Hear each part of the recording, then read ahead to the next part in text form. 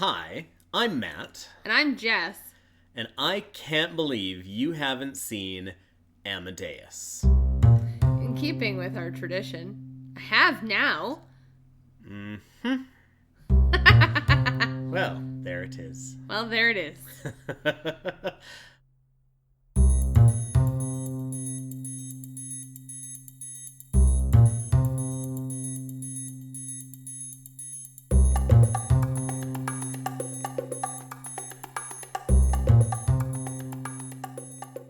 Fantastic. Welcome back to episode 14 of I Can't Believe You Haven't Seen with Jess and Matt, going into our last couple of episodes of the year 2025. In this, the year of our Lord, 2025, which feels appropriate given the movie we're talking about. Yeah, it's going to come up, I imagine. In Praise this be to movie. Jibu, yes. So we opted not to do a more holiday-centric movie on this episode because we are going to sneak one more episode in before the end of the year, which we'll talk about at the We're end overachievers. Here. Well, let's not go that far. Have we met? I'm absolutely an overachiever. Yeah, that's fair. So it is my turn to do the movie picking on this episode.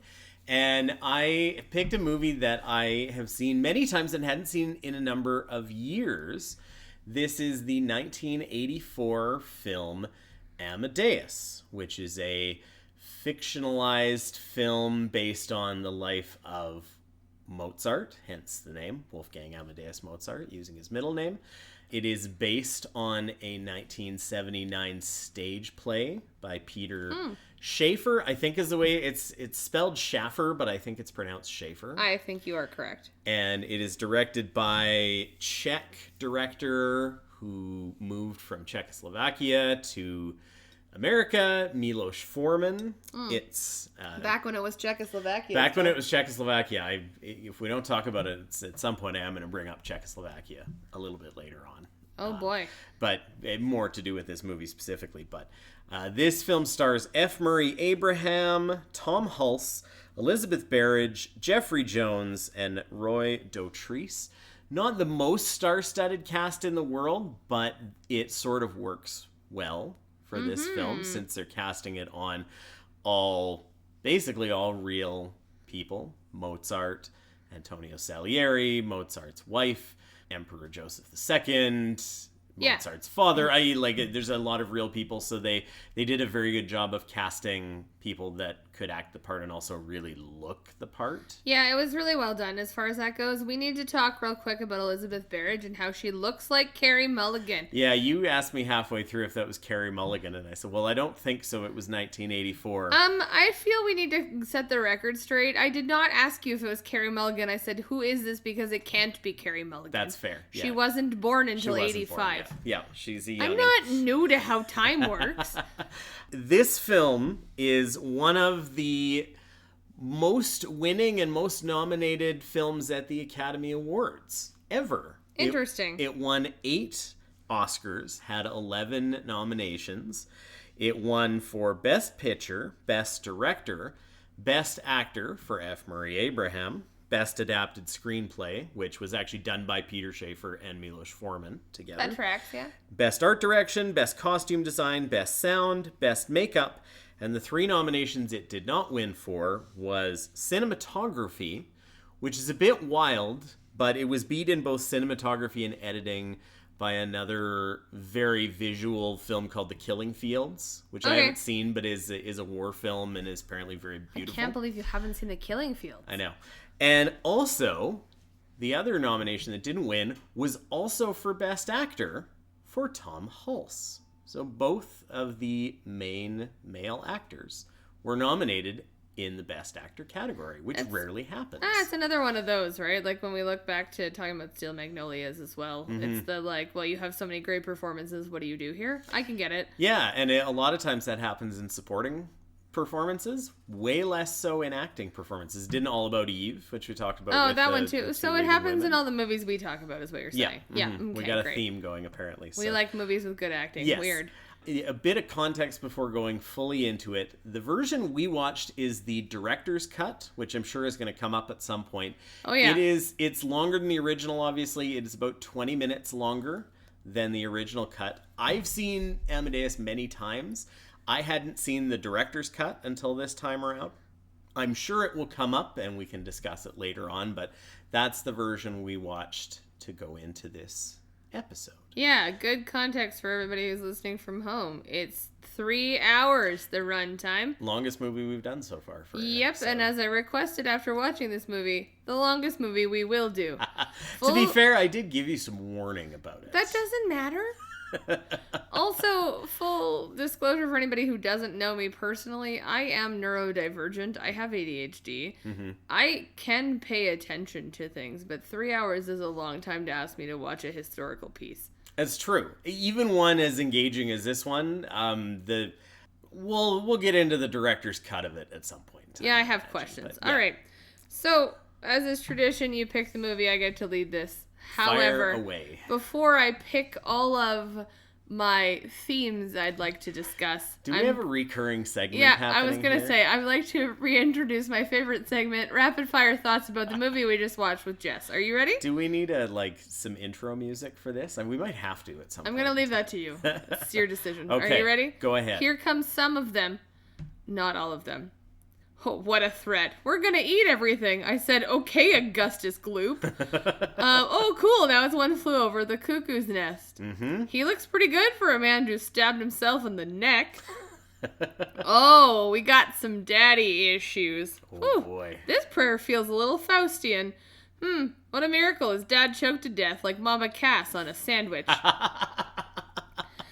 Stalking around after young boys totally isn't weird at all. Yeah, that aged like milk. Yeah, also, why you stealing food, bro? Call ass, Amadeus, all in caps. That's the B-side to Rock Me Amadeus by Falco. 100%. An opera in German? What a crazy idea. The wig montage is ridiculous. Mm-hmm. This is better than Rocky. Mozart's just bowing to the wrong guy. That feels right. Someone get some water for the fainted woman, Jesus. Mm-hmm. She wasn't Jesus. She was not Jesus. Jesus was also not getting the water. Don't get married. Bet. I'm gonna get married immediately. Counterpoint. Yeah, him telling her to shut up makes me want to punch him in the face. Only that? He doesn't make copies. Well, that just seems foolish. See, this is all about how Mozart needs some humility, but also so does Salieri. That's actually a thought for later. Mm-hmm. We've got Mozart the dog charmer happening here. I love that you can find him anywhere by his laugh. Isn't that really just like me? I'm going to restrain myself from doing the Mozart laugh through this episode. Please hold me to that. I will, but also I have a very distinctive laugh, so I literally wrote this in this just like me. Super fun. Who expected the housekeeper to be a mole? What a dick. Oh, we got some ballet business, and all I've written is LOL. One yawn equals 9 performances, and at that point I was like, this show only gets one run, and I've had more than one yawn. Not that I didn't enjoy it. We got some Shakespeare Marlowe shit happening, but this is actually Blue Moon. Oh. Yep. Lots of movies we've been seeing a lot. Recency. Yeah. There wasn't a single compliment from Mozart in this. Hey, Wolfie, your father is dead. Cuts to the portrait. Ba, ba. I expected the eyes of that portrait to move at some point. The only thing you're worried about is the killing? ? That was to Salieri, the one big concern he has. That's a great line. A live horse on stage is a stage manager's nightmare. Oh, now there's champagne being popped and fucking live birds? Yeah. The amount of stress that whole scene caused me as a stage manager. She's mad. Pretty sure every man is mad at this point. Is he working? No, he's just drinking. His wife left him. Well, that was an interesting choice. Together they could have been real good, but instead, do you want to rest? Bah-ha-ha-ha-ha-ha. That's all I've got. Just laughing about that. Just laughter. Mm-hmm. Did you actually write bah-ha-ha-ha down? Yeah, I did. Well done. I sure did. Thank you. Mm-hmm. And then Mozart dies. The end. Although that said, I also have two. No, that's not true. I have 2 more here. Just dump the bodies in all together, and hey, reusable box. Mm-hmm. Yeah. And patron saint of mediocrities. Yes. I absolve you. The patron saint has the gift of absolution. Yep. Who saw that coming? Anyway, and then my very actual last note is the priest looks like he's had better days. Yes. Yeah, they stayed up all night, which we'll get into. But yeah, he looks like he's going to have a long winter's nap afterwards. Well, no, I don't even think that the priest looks like he's been up all night. The priest looks like he's heard some shit and he doesn't know what to do with his life. Is he rethinking his relationship with Jesus? Hard to say. The only thing he was worried about was the killing. But yes, my particular favorite was a live horse on stage as a stage manager's nightmare. And then it just got worse. And then people are swinging from the fucking rafters. And I was like, there's nothing safe about this. You can't just fly people in if there's not a harness. And yeah, there was a real moment. Yes, it was there great. was. And that horse on stage does not ever really get its footing and kind of just goes off stage afterwards. Yeah. There's no context for anybody who hasn't seen this movie, by the way, and that doesn't really matter. There's just a fucking horse. And it jumps out, breaking through, the paper set design, stumbling around, skids, and then goes right off stage again. Yep. This is fine. Yeah. I've also got the man cannot concentrate for an hour and you gave him 4, and I was like, well, that's me in this movie. We've got 3 whole hours here, and that one happened, which made me laugh. And I also got so the frickin' devil swoops down from the sky and everybody golf claps. Yeah, that's just a polite applause for this man swinging from the ceiling. I'm fine.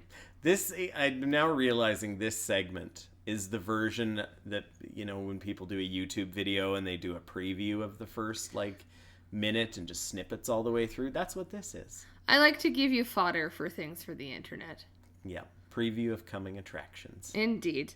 All right. So let's give some context to any one of those thoughts. Yes. First and perhaps most importantly, this movie starts fast because this is a Blu-ray from the version you and I have, the physical media copy we have. Yes, so it is a very early Blu-ray. It's one of the it must be one of the first probably 20 Blu-ray releases that Warner Brothers ever did when the format was there, because it's an old thing that you would just put it in and it would start the movie automatically without going to the menu.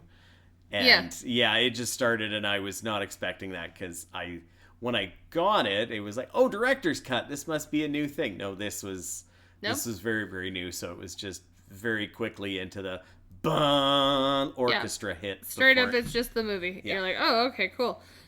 So we're very early on introduced to Antonio Salieri, yes, who is a composer and is the court composer. Yes. For the emperor. In Vienna. Vienna. Yeah. And he goes a little bit into his history and all these sorts of things. But before you get any of that, you get him locked in his room. Mm-hmm. And he's an old man. And there's 2 dudes who are trying to get him to come out. Yep. And they're trying to get him to come out with food. Which, frankly, I can be bribed anywhere with food. Beignets and cream or something. I get it. That. I'd be there. But that was the threat was, oh, if you don't come out, we're going to eat everything. And I was like, all right, Augustus Gloop, congratulations. One of those guys, the tall guy, is a relatively well-known actor who is also in One Flew Over the Cuckoo's Nest. Well, it's funny that it then goes into a very One Flew Over the Cuckoo's Nest-esque madness. Yes, and this Milos Forman also directed One Flew Over the Cuckoo's Nest. Why did I not remember that? Anyway, cool. Well, this all tracks. So essentially Salieri moans about how he kills Mozart, he's killed Mozart rather, and then proceeds to, I don't know, stab himself in the neck, slice his neck. Yeah. He's trying to off himself. Yeah. Honestly, he looks like he's been on Earth long enough. It's probably time anyway. Mm-hmm. It's a terrible thing to say. He's had a rough life. He's had a rough life, but here's an interesting question. Whose fault is that? I mean, we find out over the course of the next 2 hours and 55 minutes. Whose fault is that? Mm-hmm. It's not the universe's. Anyway, so yeah, on my note, and then I said now it's One Flew. So basically they rescue him, they get him checked into what I assume to be the mental hospital. Sanitarium. The sanitarium of some kind, because why would you not stab yourself in the neck to get put there? That's the right place to put you. You tried to off yourself. Fair. Well, and you're babbling on about killing Mozart, which was decades ago. I think he lived for 32 years after Mozart died. So So we're like into 30 years here, probably. Mm-hmm. So 3 decades after Mozart died, and you're babbling on about how you killed him. Yeah. So interesting. Excuse me. So they're like, all right, well, if you did, you better make your peace with your maker, because you're on your way out, pal. Mm-hmm. And so they send him a priest. A priest who I don't think expected any of the insanity that was about to unfold in front of him. No. And this entire movie is told through retrospect. Yeah. So it is set up with this like little bit at the beginning, and then this entire perspective of this movie is Salieri. Yep. And it is young Salieri from 30 plus years ago. And even before, he sort of tells the story of his life as a kid and how he wanted to do music and his father didn't love it. That's why I was laughing about his dad choking to death on a sandwich like Mama Cass. Miracle. A miracle. For the record, Mama Cass did not die choking on a sandwich. Yes. She had a heart condition and or a heart attack, if I'm not mistaken. So. But yeah, it was not a sandwich, despite what popular media may tell you. No. I just want to clarify. However, Papa Salieri did choke on something. He did choke on something. Yeah. Anyway. So you kind of get this whole story told in retrospect, and you get only his point of view, right? His completely reliable narration. And I was going to say, I'd like to talk a little bit about the very reliable narration that we're given. Yeah. About him, about Mozart, about this entire story. Because, all right, full disclosure, Mozart's annoying. This entire movie, his laugh, which I'm sorry to anybody who thinks my laugh is annoying, because I feel you, but his laugh drives me bonkers. Yeah. Like, it's very high-pitched, and he laughs without any kind of warning, and often in inappropriate places, which I can understand as somebody who laughs when they're uncomfortable. I get it. Yeah. But he also has very little regard, as we're told. It appears he has very little regard for anybody but himself. Yes. Which it does mirror a lot of what history has gone back to tell us about Mozart, from letters he's written and other things. From what I have read about him, like, he was prone to, like, scatological humor, which is most definitely part of his personality in the movie. He is not a very social person, because as a child he was being toured around by his father to play for Monarchs at the age of 6. Yeah. And, you know, really does not have the social skills of pretty much any normal member of society, because he's never been a normal member of society. So he doesn't try. He just is indulging himself with every indulgence he can find. Yeah, and his father does say to the Archbishop that he's indulged him for so long that he just does whatever he wants. And fair. And his wife talks about how he's bad with money because it just kind of slips through his fingers because he doesn't pay attention. Yeah. I think that's true. But was it as bad as we're led to believe by Salieri? Or is this a man who's bitter and angry and now old and has had lots of time to be bitter and angry about it and disillusioned with God? Yes. And so what we're getting is this portrait of a man who I think absolutely was self-centered.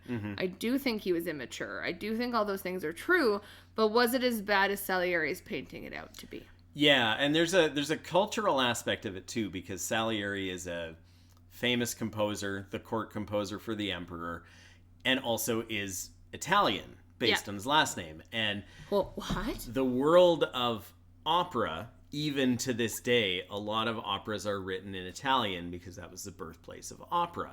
And it was always considered as the cultured language for opera. And, you know, there's a big scene you mentioned about an opera in German, which is what they originally get Mozart to do when the emperor brings him over. And it's a big deal to the Italian, like, opera impresario.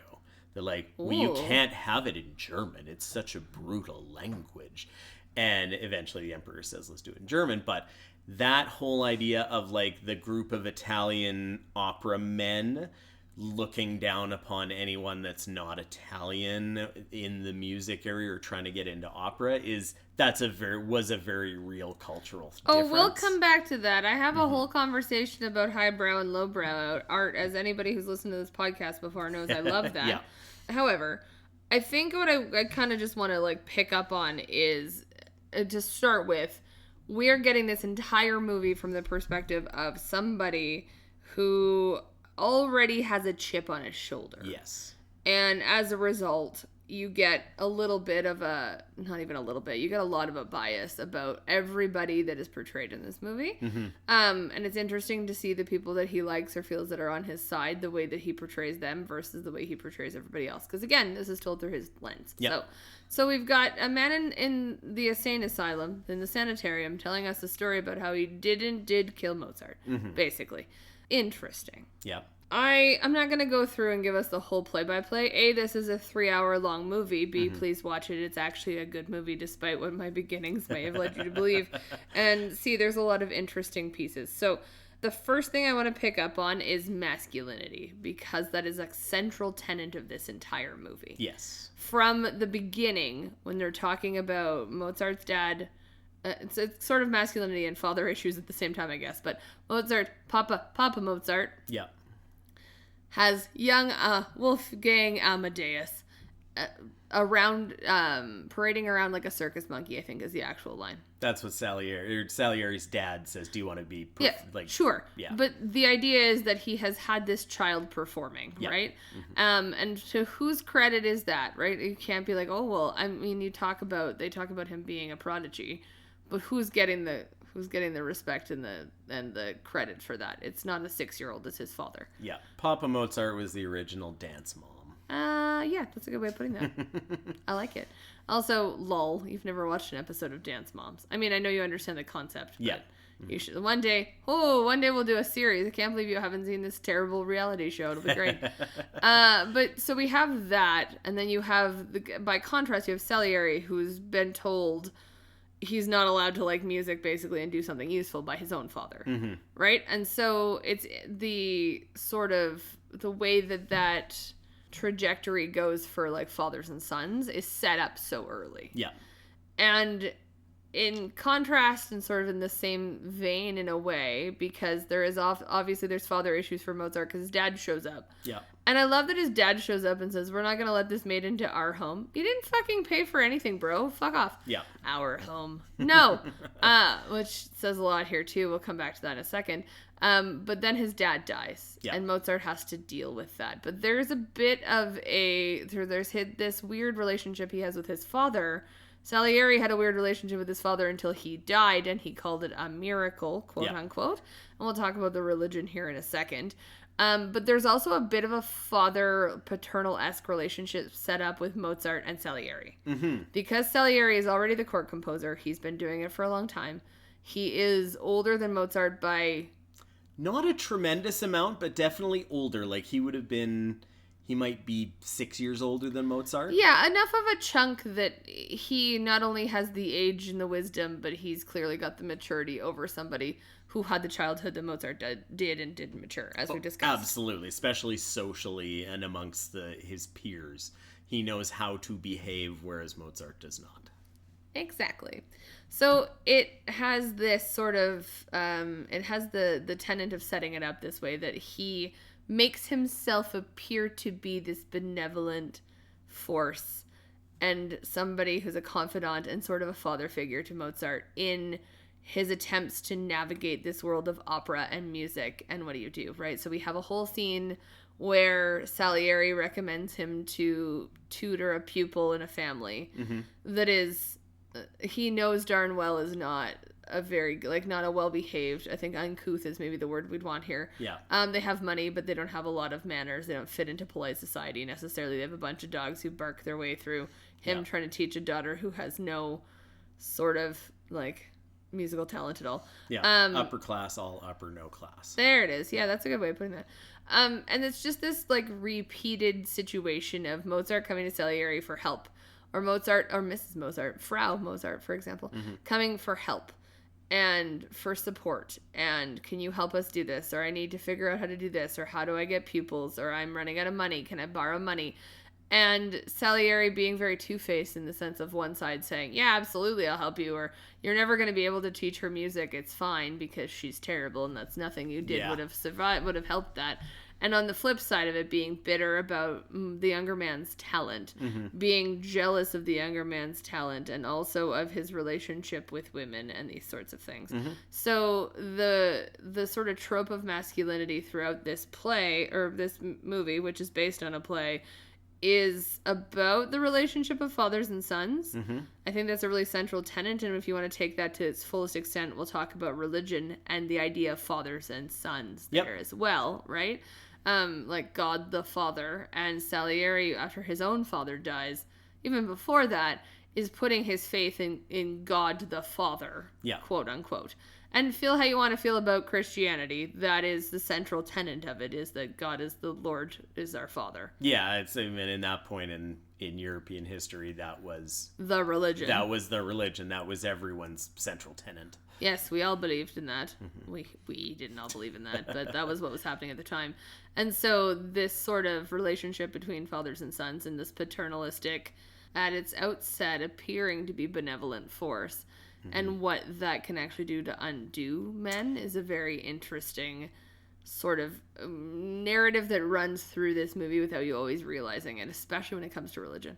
Yeah, totally. And it even runs into the art in parts of it, because there is the one, one of the very famous operas that's in it is Don Giovanni, and it comes for the story right after Mozart's father has died, and Salieri, as he's narrating and watching Don Giovanni for the first time, is, he's saying is, I am seeing a man like exorcise the demon of his father through an opera. Absolutely. Yeah. Well, and even to take it to sort of the aristocracy and that sort of relationship as well is also very paternalistic. Yep. Hi, patriarchy. You'll see how I feel about that. Alive and well. Oh, I love a good patriarch. Jesus. Well, literally. But the emperor, when he goes to watch the plays and the operas. Yep. And how it relies on one man's opinion whether this lives or dies. Yep. And I know I made a joke at the beginning about the yawns, because I definitely yawned through part of this movie. I was like, well, this movie would be over. But one yawn gets 9 performances, 2 yawn gets 6, or 3 or 6, and 3 yawns. 3 it might be done that night. Yeah. That it's based entirely on the yawn opinion of a man who maybe is just tired that day and needs more oxygen, says a lot about what the sort of society is built upon, right? Yep, totally. It's all fathers and sons, whether you recognize it as such or not. Yep. And even the priest talking to Salieri at the beginning, right? He says, my child or my son. He says it a couple of times when it comes to the end as well, like, confess my son. Mm-hmm. This man is substantially younger than Salieri, but in the position of power as a priest is considered the mouthpiece for the Lord our Father, thus putting him in this position of A, power, and B, being sort of the paternal figure in this room, as he's asking for. And a huge amount of power at that point in history, for Absolutely, sure. A huge amount of power. So, interesting. Mm-hmm. It's all about fathers and sons. Yeah. Yeah, I think that's if you're boiling a movie down to one specific theme, you can pretty much, if you said this movie is about the relationship between fathers and sons of any and all kinds, you pretty much have it nailed. Like, everything that goes on does go to that. Thanks. So, well done. Oh, great. Your master's in arts has been put to good use. Excellent. Thanks for listening, everyone. Have a great night. It was a 3-hour movie. If you think I'm done that fast, boy, settle in. Howdy, are you wrong? On a similar vein, I want to talk a little bit about the treatment of women. Mm-hmm. Now, you should know that I did do a little Googling post us watching the movie, because I wanted to know what was in the director's cut versus what was not. Yes. There is one entire subplot that makes me full of rage that wasn't in the original. Yes. So, probably as good a time to talk about it as any. Let's do it. So, the director's cut of this movie, there's a lot of small clips and scenes that were added here and there. Much fair. Yeah, that tracks for a director's cut. But there's basically 3 sections of the movie that are large part put in with the director's cut that I looked up. 2 of them are directly related to each other. One of them is the scene you mentioned about Mozart going to tutor the young woman at the upper-class family with the badly behaved dogs. Okay. The other scene is later on when he goes back to that same family ask, when he's drunk, to ask if he can tutor them again, Mozart, or his wife, or just borrow money. And the third one is the one you're mentioning. So in the original movie, There's the part where they need a someone to tutor the emperor's niece, and he toys with the idea of just appointing Mozart because he is a prodigy, and Salieri and the impresario kind of convince him that maybe this isn't a good idea. He can't necessarily be trusted around young girls, so he has to apply just like everybody else, and Mozart does not want to apply because I am the best, so I shouldn't have to apply, which is his own thing. And then Stanzi for short, Mrs. Mozart, she comes to Salieri basically without Mozart knowing about it, saying that we need the money. My husband's too proud to do this. I brought some sheet music as his application. And, Salieri reads it and it's amazing. And the idea with that was that that's in the original kind of where it ends. That's where it should have ended. Yeah, and she takes back the music because it's all originals and there's no copies. Which, again, seems like a foolish plan. Yeah. In the director's cut, Salieri goes full sleazebag and basically tells her that if she wants him to get this job, she will come back to his house later in the evening alone, and it's implied that it's going to be for sexual favors. Brown chicken, brown cow. It happens. She comes back. She gets undressed, and just as soon as she takes off her dress completely, Salieri calls in his servant and says, "Show this woman out. She's not welcome." So he's basically embarrassing her for the sake of sending a message. I don't love this scene either. No, this scene made me angry. Yeah. Because A, it's gross. It's a gross old man being gross as far as I'm concerned. 2, he's not just embarrassing this woman to send a message. He's making it so that she is not... He's essentially blackmailing her into not misbehaving. So she can't say anything because then she has admitted that she's gone over there and done this thing to try and get her husband a job, which just gets him further blackballed from society. Yeah. So he's put her in an impossible position as a man who already has all the power, being a man in this society. Yeah. I think having seen the original, there isn't really a need to have this in this scene. He already is doing a lot of very underhanded things, undercutting him being directly appointed. This at this point is just overkill. Piling on. It's overkill. I think too the sort of implication that Mozart is not to be trusted around women. Irony, you're the one who just did this, but the implication that Mozart's not to be trusted around women, that's kind of why the other 2 scenes exist as well, right? There's a reason that the father and mother won't leave, and it's not because they want to watch the music being taught to their daughter. It's because it's been implied that Mozart's not a safe person. Yes. Right? So you have these 3 scenes that honestly are extraneous and don't need to be there. And the point was better driven home already. Yep. I didn't need those. Yep. You made me sit through 20 extra minutes of a movie. Not you, the director. Yeah. The director's cut made me sit through 20 extra minutes of a movie to see stuff that didn't need to be there in a point that was already made far better than those things were. Just to have bare tits out on the screen, because that's about all that felt like for me. Pretty much. And I don't necessarily see a lot of director's cuts of movies. The ones that I have seen, and the one I can think of off the top of my head that was actually one that I kind of go, okay, this makes a big difference, is Blade Runner. Sure. Yeah. Yeah. There's a real big difference there. It's very, very famous about the director's cut of Blade Runner. It's kind of the definitive version of the film, and really is how it should have been. The Blu-ray that I got when I got it, it said director's cut. Most of the time when they have director's cut, they give you both options. They didn't in this disc. It just launched right into the movie and said, you will enjoy these extra 20 minutes of bullshit. Have fun. But I can't even go into the menu and watch the theatrical version. No, I know, because I feel you would not have made me sit through a 3-hour movie, especially if you hadn't already watched the director's cut, right? That seems odd for us. Yeah, so they recently came out with a 4K of Amadeus, which does have both, And I don't typically like to do I'm going to upgrade all my Blu-rays to 4K discs. This feels like one you should upgrade. This is one I probably will, because extraneous. There's no need for it. But it is a really good segue into talking about one of my favorite topics as the resident gender studies master's degree owner in this twosome. How I feel about the treatment of women in this. Because as per usual, the women know exactly what's happening and they're trying to make shit happen. And what do we have? A bunch of dudes running around jerking off over how great they are and getting fuck all done. Mozart has no money. He has no pupils. He's got a wife telling him, better get your shit together, bro. Yeah. And he's not. He's doing the exact opposite of that. We have the opera singer whose name has completely escaped me, but she's in the first.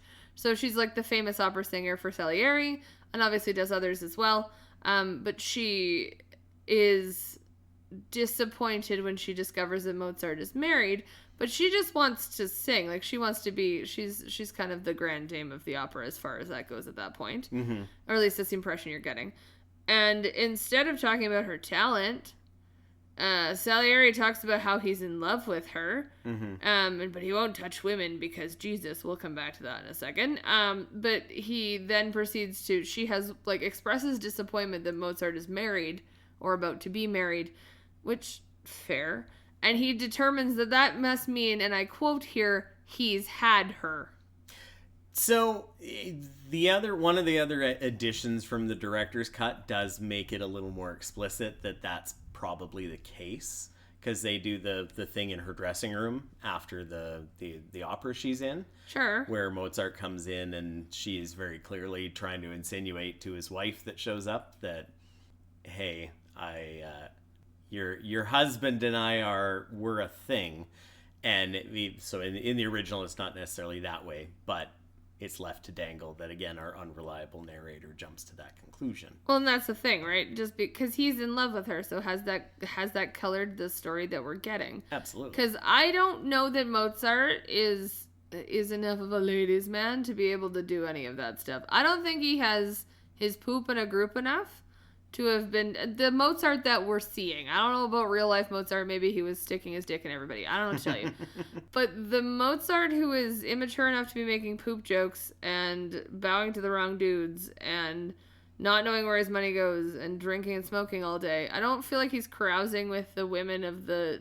He seems to have such a low opinion of everybody but himself that I don't know that anybody other than Stanzi is really somebody he's sleeping with. Well, yeah, and anything potentially to that is implied, right? Like, there's him staying out all night with he sneaks out after his wife goes to sleep later in the movie, and he goes kind of carousing with the vaudeville troupe, and it's men and women, and they're all drinking and running around in half their costumes and carousing and what have you. But... And so it's implied that he typically, works all day, doesn't get paid for any of it, and then parties hard at night, and sometimes it's with his wife, sometimes it's not. So it's sort of just it's left to dangle. We're not ever really sure, but it's enough doubt that eventually his wife does take off with their son and get out of town. I don't know, to me it just feels very like the perspective of a jealous man,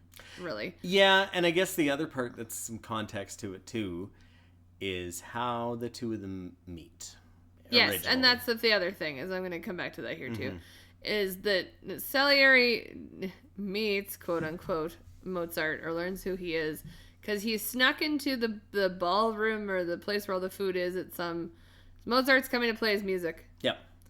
And Salieri's like, oh, it's going to be a big deal. I want to be cool like Mozart. So fine. And he ends up stealing food because apparently they weren't going to feed him later. Right off the crocum bush. Right off the crocum bush. Like, someone was going to notice the missing... Anyway, let's not. I was like, pick one that's not obvious, bro. What are you doing? Anyway. So he's there stealing food, and then someone comes in, so he hides. And it turns out to be Stanzi and Mozart.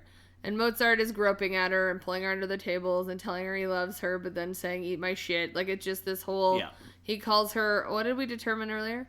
Shitwit? Yes, shitwit, yeah. Which is my new favorite insult. He calls her shitwit, and he's like mean to her, which like the early version of negging, I guess. Cool. Love that for us. Incel behavior. Delightful. All love the ladies that. in Vienna love it. Loved it in the 1700s. Anyway, it's gross for me in the beginning anyway, because I'm like, just get your hands out of her skirt. She seems like she's having a good time. And maybe it's just young kids being like, oh, I love you, and we're hiding because people will know that we're trying to have the sex. But also, ew. Why is Salieri sitting there watching? Gross. Why have you not made yourself obvious before there starts to be... Anyway, I know why, because you don't want people to know. But ew, gross. The whole scene gives me the heebs. But, again, women are just an object. Yeah, and it does kind of set the table for how a lot of things culturally are early on, in that there is that scene. Clearly it is like he's a bad time. He's a weird dude that is trying to shag any woman he possibly can, chasing her around, high-pitched squealing. And as soon as she realizes that he's Mozart, when he has to run out because they're starting the music without him, and he goes in and conducts, and she then comes into the crowd, to her it doesn't matter anymore. And there is a whole societal thing of like, oh, he is this person, and you find out later that she's the daughter of a not wealthy landlady who's just renting rooms out for cheap in Vienna that Mozart's staying at. And it's kind of the, this is my way out of the slum kind of thing, which is how that society was set up in that time in Europe. Yeah, and it is that, where she's not being treated well, but she sees a way to have a better life for herself, and does she just grin and bear it because of that? Yeah, well, and it's a little sad that she doesn't actually get that better life. Yeah. And her mom says to him when she's berating him later, I told her to marry a man and not a baby. Yeah. And she clearly did not do that. And there's also this sort of setup for women that they don't have a lot of power, so they use what they can, which is how I feel about Frau Mozart. Like, that's how I feel about Stanzi. Yeah. It's also how I feel about the opera singer whose name we have forgotten, and I'll have to go back and look it up later, because she is doing her best to get the parts that she can. It is, so if she did, I don't think she slept with Mozart, I really don't, but if she did, it's her trying to get guaranteed parts written for her, because otherwise how does she live? And I get that. And no shame to her, man. You get yours, you do you, if that's how it works. I don't believe it is, but if it is. The other one that I find interesting is the maid. Yes. So she's the mole for Salieri. He pays her to go in and work at the Mozarts to give him all the info, because essentially what he wants to know is Mozart working? And how can I usurp this requiem that I've, I've freaked him out into doing? And also just get inside information about what he's writing and what's coming up. And how he's paying for things, right? And so, like, Salieri knows that he has no money, and this is how he's figuring it out. But so he's got the maid, and he uses her to get what he wants. Yep. And she, I think, to an extent, in a similar way, sees an opportunity to make a better life for herself. And takes, because I understand, based on what you're seeing, that he pays quite well, so she takes the money and goes with it, which, fair enough. However, the thing that upsets me in the context of Salieri and what he's done to Stanzi when he manipulates her into taking off her clothes is very similar to what he does to that maid. Because she is sitting there crying, telling him that she is afraid to go back, because Mozart's deteriorating into addiction and madness pretty quickly. We'll talk about madness here in a minute. Religion, madness. Weird. But she said that she's scared to go back. You don't understand what it's like. He drinks all day. He's scary. He's talking to himself. Like, just madness, basically. Yep. And Salieri doesn't give a flying rat's behind. Yep. Because for him, it's about the ambition and about knowing what he's up to and keeping his mole in there. Yep. And that's another interesting thread. So, there's not a lot of female characters to talk about in this movie, because, as we discussed, it's a relationship between fathers and sons. Yep. And what we do get to see is very indicative of what society was set up like in the 1700s, as you've noted. And it's also just icky and very patriarchal, and I'm not a fan. But the women that are there are doing their level best to get their shit together and make lives better for themselves, and everybody thwarts them at every opportunity. Yep. Yeah. As men do not see women as equals or as people, really. They just see them as pawns to get what they want. Yep. The only other time Gross. you really see any large group of women is on stage. During Yes. the operas, during the vaudevilles, which was not uncommon, of having somebody that is a talented singer, having a lot of people on stage at that point was pretty common. At one point, it would have been actually male singers that could sing in a very high voice that were playing female parts at one point. Not at this point in time. You had opera. You really can't hit the female high notes. Unless you're a eunuch, yeah. Yeah. So yeah, there's not a ton of women in this movie, which makes sense. And the women that you do see, even when like Mozart's playing it, it's all the powdered wigs and all that good stuff. Yeah. So, also masculinity just being tied to like powdered wigs and costumes. Yeah. Is really interesting to see when that's very, there's a lot of makeup in these days. And Mozart has a pink wig and it's beautiful. My, how the times have changed. My, how the turntables. Anyway, so that's, we don't need to talk a lot about that other than costuming, which I guess I'll just put in here because I don't have a lot to say about it other than it's fucking fabulous. So good. It's so period accurate. We actually looked up a couple of pictures last night of just some of the real people and like spot on. Like they very clearly went to a lot of museums of old paintings and portraits of these people and just made those exact pieces of wardrobe for them. Yeah, the wardrobe is incredible. The hair and makeup is incredible. I don't have a lot to say. Obviously, it won Oscars or was nominated for Oscars for reasons. Yeah, the technical stuff is superb on a level that not a lot of realistic or historical dramas are. Correct. Watch it for that alone if you're a historical drama fan. Yeah, it's honestly. great. Also, the references to Antoinette. Yep. So good because you know damn well who Antoinette is. Yeah, my sister Antoinette. It's like, that's gonna go well for her in the near future. I think the line for context, the emperor is talking about his sister Antoinette, and then says, "My sister Antoinette says." So the emperor has blocked the play, The Marriage of Figaro. Yes, because he says it causes too much uprising and fighting in unrest amongst the classes and the class divide. Yeah. Like the fucking foreshadowing is so good here. And it's very clearly specifically coming from France where that originates. Correct. And Antoinette. Talking about his sister Antoinette being in France and that she said that it's so bad and she's not even sure she's trusting her people anymore. Hi. Yeah. I wonder who Antoinette could be. She was too busy with her cake.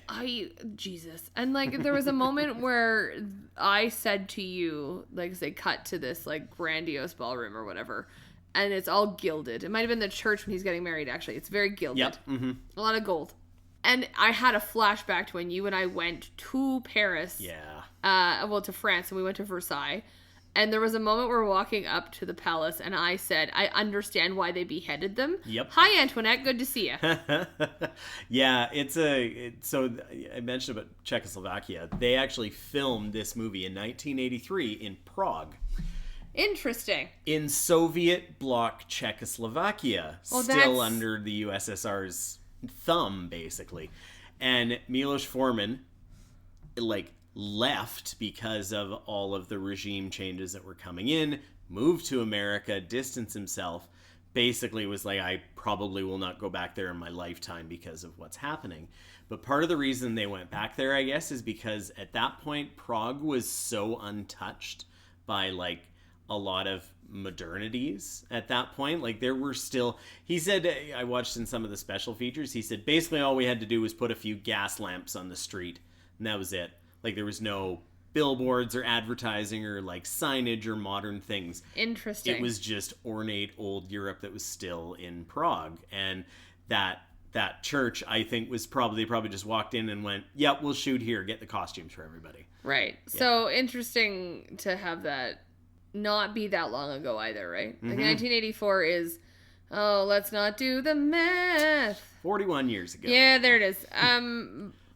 But even to sort of think about a city looking like old Europe 41 years ago and not having advertisements, especially in the 80s when that shit's booming, right? Mm-hmm. I mean, certainly not the only era in which it's booming, but this sort of push to this push to commercialism and this focus on advertising and on consumerism and on consuming and consumption and all that sort of stuff, the excess of the 80s, really. And I think that also has a lot to do with our Americanized and North Americanized view of the 80s. That's not necessarily true of everywhere in the world, based on the fact that the USSR was still around in the 80s. Yep. Which is also wild to think about, right? It's not...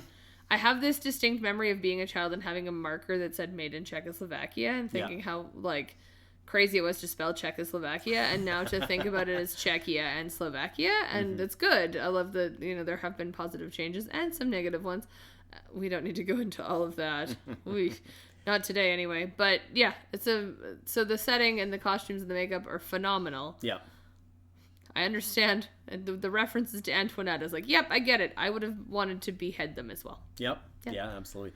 On that same note, before we go to the next one, just in talking about where they filmed in real places, the theater that all of the operas are performed in, so there's the Royal Theater, and then there's sort of the commoner theater.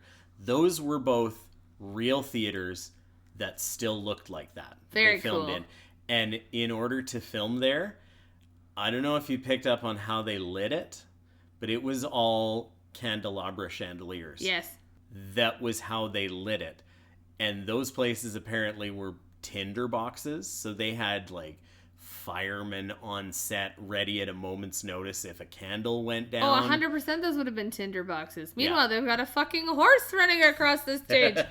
Safety third. I'm never going to get over the horse. And if I have a lot of theater friends. There's one in particular I'm thinking of who is one of my dearest stage manager friends. Yeah. Who, if she is listening to this, is going to be like, I'm right there with you. And another dear friend who's often a director, who I would just want to say, if you're listening, no. No horses on stage. No horses on stage. Or any other crazy ideas that they've come up with that I've been like, yes, okay, no. My favorite about that is that horse comes on stage during the parody of the various Mozart operas, and there's already a fake horse on stage. Yeah, we just I can't even say we'll just use a fake horse. They were already doing so many horses. This horse is going to come up so many times just because I'm so upset about its existence. And then spraying champagne on stage. That's how you get ants. Okay, listen. I don't think they were worried about ants.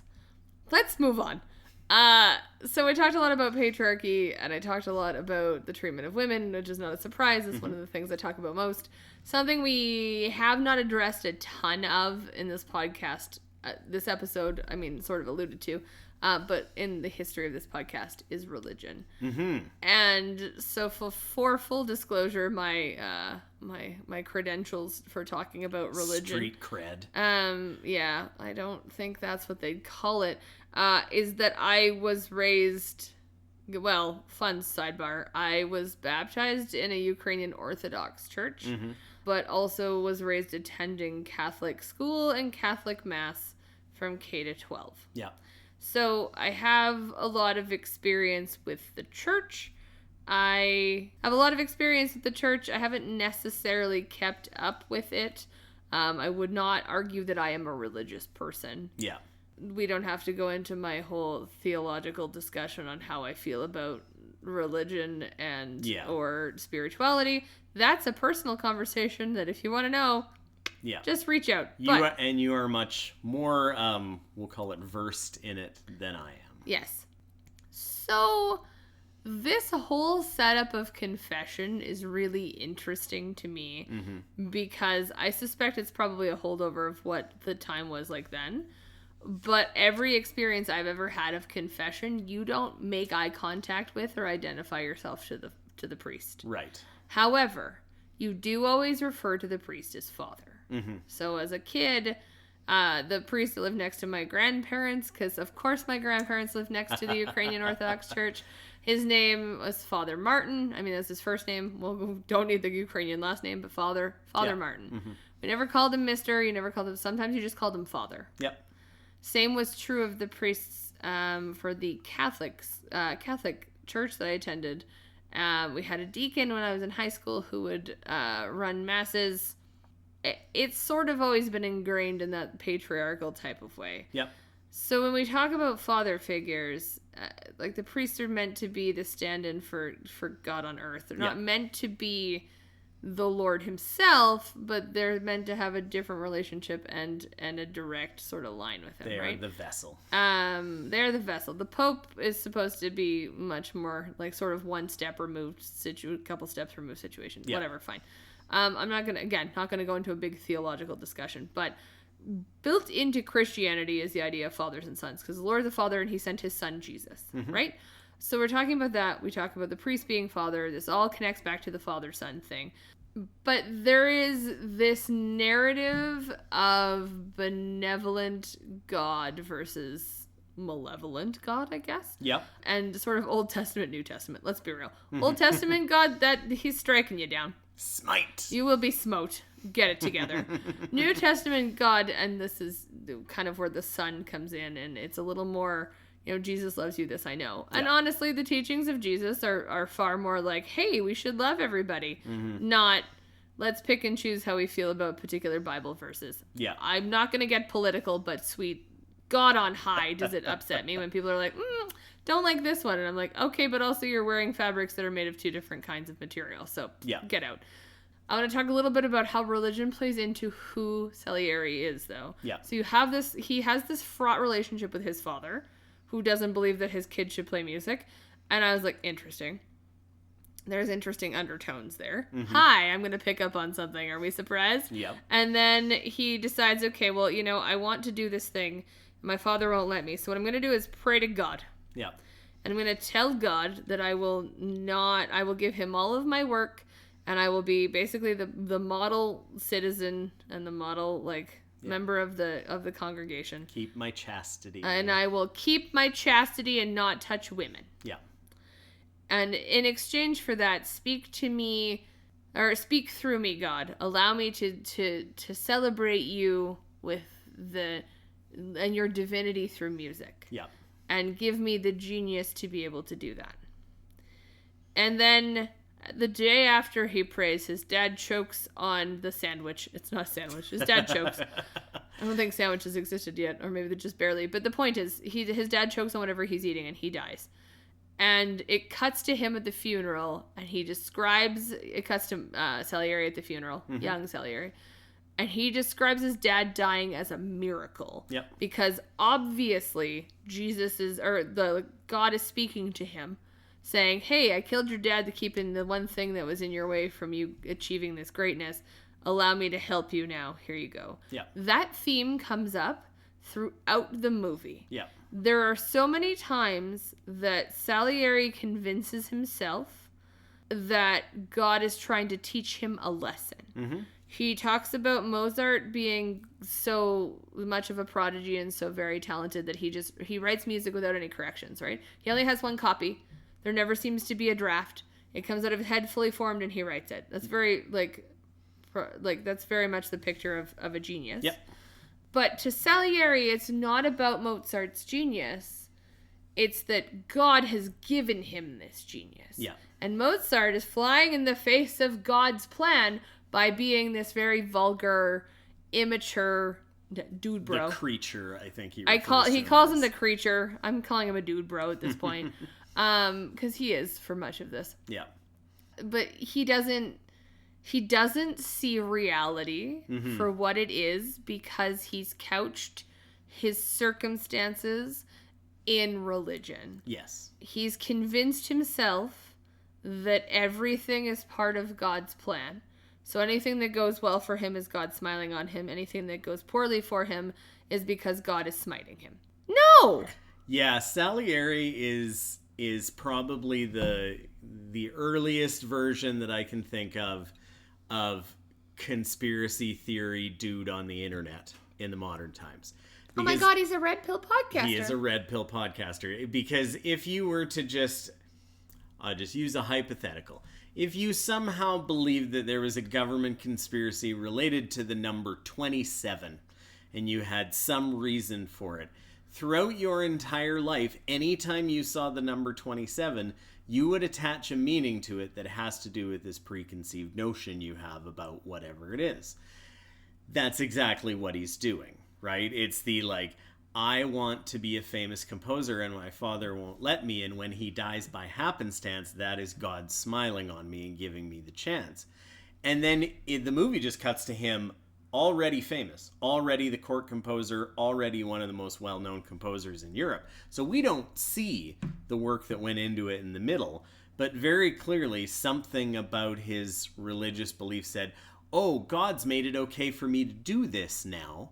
And he does it, and then when he gets there, because somebody is more talented than him naturally, that is God mocking him in this vulgar person.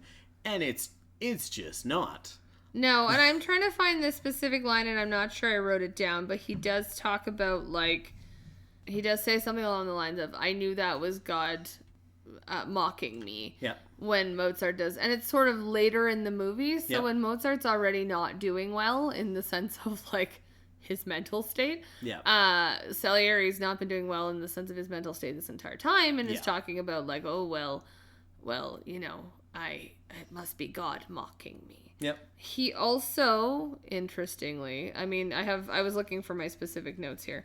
One of the other things that Salieri does is sort of position himself as this. He's making decisions now based on this, and has positioned himself as the one who chooses how Mozart's going out, basically, which is interesting as executioner. And this is kind of the central tenet of what kicks off this movie, is him saying he's killed Mozart. Yeah. And I said it in my, like, rapid fire thoughts, but he says to the priest the only thing he was worried about was the killing. So he had this entire plan laid out for how he was going to, you know, he was going to get back at God and get back at Mozart, and have Mozart write his own requiem. And he uses the figure of Mozart's dead father because he had worn this costume to a party at other points. Yep. Salieri goes and gets that costume and shows up at his house. And because Mozart's already starting to deteriorate, he has money that he can give to this man who has none. He manages to manipulate him into believing that it's this ghostly figure of the, you know, sort of his father, sort of not, but he can't really place what it is. Yeah. Asking him to write this requiem for a man who deserved it. When in reality, he's writing basically his own death sentence and his own death knoll. Yeah. But Salieri's playing God. Yeah, it's this sadistic, and the part that he says just before the hard part was going to be how to actually kill him. Because before that is his, like, Oscar clip angry narration moment where he's talking about, like, his funeral and this piece of music that he wrote, that he's implied that Mozart's going to write, but it will be mine and everyone will know it. And that is me forcing God to listen to me. Yes. Yeah. So it's this, you know, religion is not a benevolent force for him. Religion is God trying to make fun of him. And I think for me, the part that I find perhaps the key on that one is when he calls himself the patron saint of mediocrities. Yeah. You do not get to elect yourself a patron saint of anything. You do not, just like, I know I'm, like, being flippant about it, but the way that it works is you don't get to saint yourself ever. Yeah. And there has to be a specific number of criteria that are met in order to be considered for sainthood. Yeah. Mother Teresa had to go through a whole bunch of things. Pope John Paul II, or JP2 as I refer to him most of the time. Good buddies with him. Listen, I've called him JP2 for years. He was the Pope when I was in high school, for sure. Elementary school, for sure. I think high school. I've referred to him as JP2 for a long time. He was one of the coolest popes, honestly. He was a pretty progressive pope in the context of popes, not people in general. But I also refer to King Charles now as KC3, so I'm not in any position to be. Titles don't mean anything to me. I thought I was going to get removed from England when I started calling him KC3 out loud, but here we are. All of that sort of aside, Salieri's now given himself more of an illusion of grandeur, right? So it's like, oh, well, God killed my dad, so he must think I'm special. Yeah. And it kind of runs its full course to the end where he's like, well, I'm the patron saint of mediocrities, which is an interesting, I've used that word so many times today, which is a difficult but kind of fun oxymoron to be Yeah. a patron saint in this grandeur of mediocrity. Yeah, because, like, when you think of the word mediocrity, I don't know that I would associate a, Austrian court composer that composed over 40 operas mediocre by any stretch of the imagination. He's not mediocre, but comparison is the thief of joy. Yep. And if there's been one way to sum up Salieri, comparison is the thief of joy. He could have had such a beautiful life. Mm-hmm. He was obviously a very talented man. He wrote a ton of operas. He was a court composer for a reason. He was obviously well respected. Yeah. He could very well have had a wife, Mm-hmm. as did most of the other men, I assume, here. You don't really see all of them, but you just kind of assume that's the case. It's kind of implied.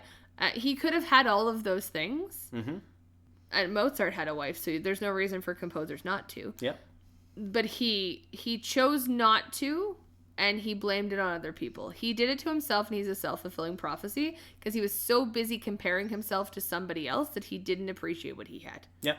And then he crowns himself a saint. I had to double check Mother Teresa is indeed a saint. I just wanted to make sure I wasn't crazy there.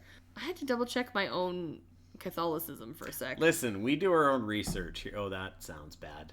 We fact check ourselves. I've said that before. We fact check as we go. So, yeah, it's this religion. Mm-hmm. However, that is a really lovely way of me moving into my next thought. Okay. However, did you have more about religion? Nope. Okay. Let's talk about genius and madness and ambition. Okay. Now we're cooking with gas. We weren't already? Well, I guess they would have been too. Was the 1700s. What a fun time. So genius and madness are often linked together. Yep. Because those are two sides of the same coin.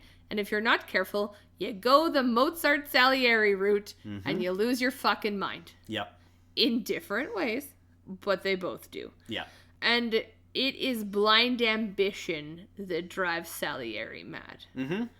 It is not necessarily blind ambition that drives Mozart mad. No. It's genius and the arrogance of youth and believing in your own genius that puts Mozart in a position where he drives himself mad. Yes. However, he is not the only one driving himself mad. So, Salieri, what an interesting figure. What a guy. What a guy. That Antonio. He drives himself mad to the point that he tries to off himself, so I'm going to argue he's mad. Yeah. The only thing he's worried about is killing Mozart. Yeah. The face, if you could see the face I'm making right now. It's not a frump, but it's there. He's driven himself mad with his blind ambition. Yeah. Right? He wants to be the best. He wants to be this famous composer. He wants people to talk about him after he's died. For better reasons than, are you the one who killed Mozart and went crazy, I would think. But hey, he managed to do that, so good job. Yeah. And there is a point, actually, where he's doing the confession to the priest very early on, where he's playing music for him to be like, I wrote this. This was so famous. And then he plays the Mozart piano bit that he's like, I know that. I didn't know you wrote that. No, that was Mozart, the man you accuse yourself of killing. And there's this moment where old Salieri, like, kind of lights up and goes, you heard that? Like, almost the, like, you think I did it? Like, you're talking about me? I'm happy about this. Yeah. The way that ambition is woven in with genius and the way madness is woven in with genius, it's listen, this is a Venn diagram. We have genius and we have madness, and overlapping is ambition. Yeah. Because Mozart is the genius. He's the child prodigy. He was writing, concertos at 6 or whatever the line is. He's touring around. He's like, the man's a genius. Yeah. On the other side of this Venn diagram, you have Salieri, who is talented. Mm-hmm. He's not necessarily a prodigy or a genius, but he is a talented composer. But he has blind ambition to be the absolute very best at the expense of everyone else. Yep. Including God, who's apparently trying to smite him. Mm-hmm. And in the middle, you have madness. Yeah. And I don't think that's how I started out talking about this Venn diagram, but I think that's how this should go. I've messed up my circles now. I'm also mixing mad. Metaphors. I'm also mad. You've got genius, you've got ambition, and in the middle they've got madness. The overlap there is that they've both gone mad. Yeah. The driving force behind everybody's madness really is Salieri. He drives himself crazy because he's trying so hard to get to this position. He's made a deal with God and believes that God is out to get him, and you've already touched on this, conspiracy theory 101. Yeah. Right? And then you've got Mozart, who, in his own arrogance, makes himself crazy because I've written the best opera ever, and doesn't bother to think about, hey, this is based on a band play. Yeah. Because to him, he's the best. There's no possible reason why you wouldn't want to listen to this thing that could be vulgar, and I'm a vulgar man, but it's going to be beautiful and wonderful. Yeah. And everything he's ever written is, everybody should just love this. And his arrogance and his genius makes him crazy because he gets himself to a point where he has no money. Mm-hmm. He's drinking all the time, because addiction often comes with genius as well. Yep. And addiction happens a lot in the art too. Oof, yeah. Even then. Even now is maybe a better way of putting that. But, but he's got this sort of this unending belief that he is the best, and therefore everyone will fall in line. Yep. And the only time you see that confidence waver is when he's talking to his pal Salieri. Yeah. Even with his wife, that's never a question. She's the one who has to be like, hey, he's too proud to do this. His pride and his arrogance in his genius drives him mad. Yep. He does himself in. Yep. Now, Salieri helps that shit along. Totally. Because we've referenced the only part that he's worried about is killing him. The whole plan he has is to drive him mad. Yeah. Because with grief, and he sees the addiction happening, he knows that he can drive him crazy and have him write this requiem at the same time, and then he can, it can be his. Yeah. And again, this is where that overlap happens, and you've referenced the scene already, but Salieri's got this entire, and now I'm going to talk about what this beautiful, and that you can see the crazy as he's envisioning this mass for this man that he pretends to care about, and the only thing he actually fucking cares about is stealing the genius of the young man who's now dead and playing the music, being like, look at how much I cared about him and what a beautiful piece of music I wrote, and I'm so famous. Yeah. And if fathers and sons are the backbone of this movie, the ribs that is holding it all together is genius and madness. Yep.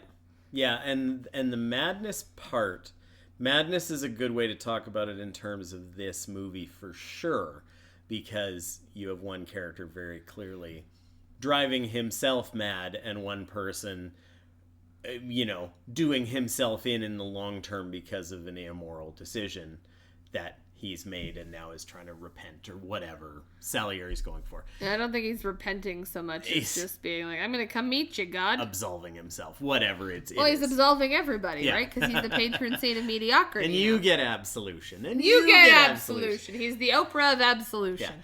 But the one thing that kind of ties them together through the whole thing, and you sort of mentioned this, the genius of Mozart and his ability to do what he does. Everyone around him, whether it's his wife, whether it's the people he works with, whether it's the public hearing his music and loving his music, or the court composers and the royalty and everybody he's doing this for, the only person, and I will say people because there probably would have been others, the only person that actually truly understands his genius is also the person who's doing them in. It's Salieri. Yeah, he's the only one who gets him. Yeah, he knows. He can look at the notes written down on paper and just understand, oh, this is something different.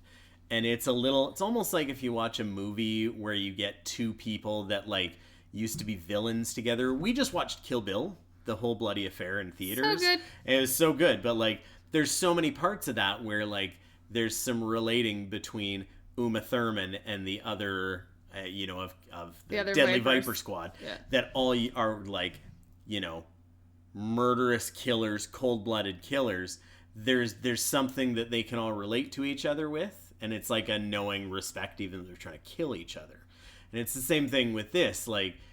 Nobody else in the entire movie fully understands the extent of his genius except for Salieri. Yeah, and that's why he can easily manipulate that into being what he wants it to be. And I have a few notes, and I sort of mentioned this earlier, but I have a few notes. So early on in taking notes for this, I wrote, this relationship seems a little Shakespeare Marlowe, because of course there's always a debate about, did Shakespeare write everything? Did he steal some of that? I think he stole some of it. He's got to have stolen some of it from a woman at some point, frankly.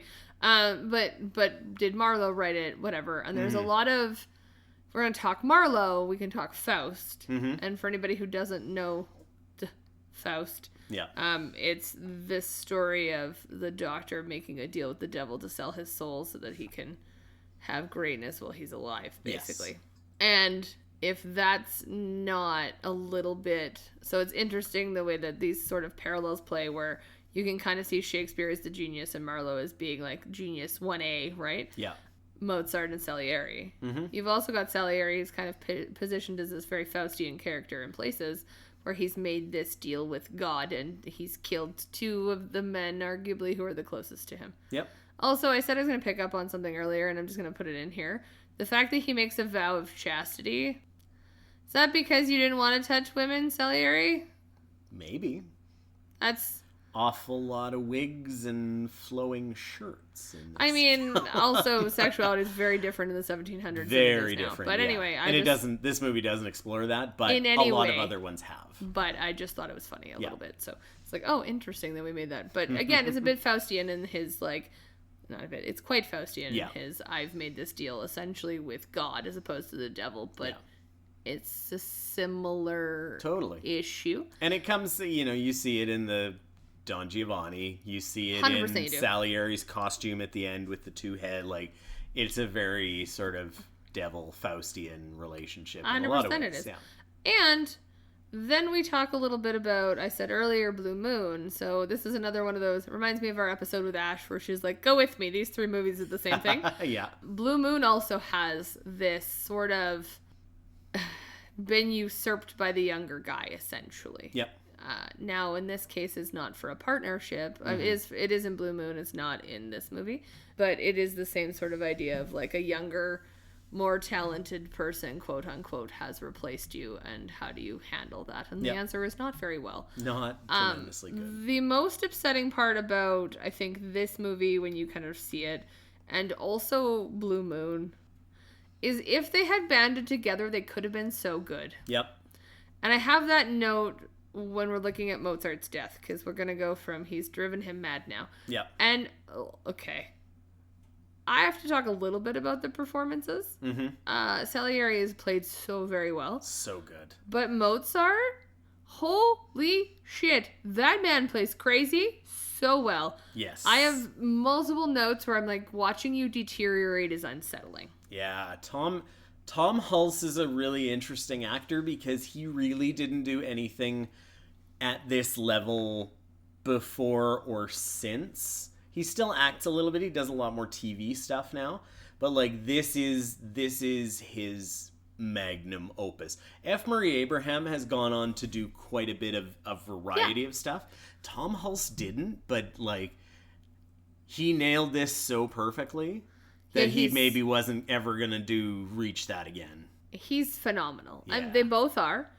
Tom Hulce hits madness so very well. Yeah, and progressive madness too. Like he gets the early, oh, my dad, I'm under my dad's thumb, to, oh, I can't make any money, and oh, nobody will hire me, and then like to the point of close to full-on psychosis. Well, and you see him deteriorating in terms of addiction and how sallow, and this is also credit to the costuming and the makeup, but how sallow he gets, and the vacant look in his eyes, and the constant working, and all these things. Yeah. It's really phenomenal to watch. It's unsettling in places because you know what's happening, but it's really phenomenal. Yep. So it gets to the point where he's playing piano at a performance, one of the vaudeville ones. Yeah, so it was this is at the Magic Flute. So this is one of the really famous operas that he did. he didn't do the magic flute for the royal court, like he did with Figaro and with some of the other ones. Don Giovanni. This is the one that he did for the vaudeville group that they were going to give him half the receipts for. Yeah. So he's conducting, and then through part of it, he's playing the harpsichord along with a diddle-diddle-ding when the characters tapping the bells on stage. And so he falls apart, essentially passes out, and his time is short. Mm-hmm. But Salieri takes him home. And his wife is gone. She's been gone for, you don't know how long at this point. I think a week or a couple weeks. Yeah. You don't really know. To the spa. She's been gone to the spa, i.e. away. I need to go to the spa. Or to the seaside. That's a different era, but same idea. Anyway, the point of this is that Salieri takes him home and he goes, well, where's your wife? And he's like, oh, she's not well either. No, she's run away. And at this point, she decides she needs to come back, and there's a whole situation happening here. Mm-hmm. But Salieri presses him to finish his requiem. Yeah. Because he senses that time is short. Mm-hmm. And you get this image of two men who really understand each other mm-hmm. because they are two sides of the same coin. And because they both have this musical brain that kind of works. Yeah. Not in the same way. But they speak the same language. Complementary ways. Yeah. So Mozart goes a little fast for Salieri, but then Salieri can hear what he's going for and he gets it. And they don't really have to do a lot of clarification. Mm-hmm. And Mozart's giving him ideas and Salieri's pulling it. Like, they could have been, and this is such a glimpse into, they could have been so good together. Yep. If they had just united forces. And one had gotten off his high horse of arrogance and the other one had pulled his head out of his religious ass. They could have been phenomenal. Yep.